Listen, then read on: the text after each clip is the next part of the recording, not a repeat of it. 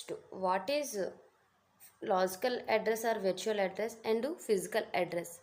So ఇక్కడ మనం physical address or virtual address అంటే ఏంటి, లాజికల్ అడ్రస్ ఏంటి చూసి దాని డిఫరెన్స్ కూడా చూద్దాం.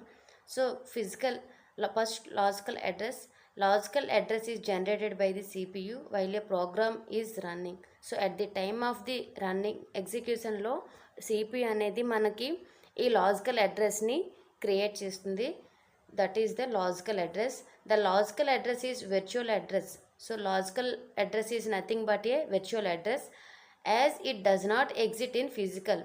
సో ఇక్కడ మనం ఏదైతే ఈ లాజికల్ అడ్రస్ ఉంటుందో యాక్చువల్ అడ్రస్ మాత్రం ఉంటుంది. ఆ డేటా అనేది యాక్చువల్ డేటా అనేది మెయిన్ ఫిజికల్ అడ్రస్లో మాత్రమే ఉంటుంది, అదే చెప్తుంది ఇక్కడ. Next therefore it is also known as the virtual address. So that is the virtual address. This address is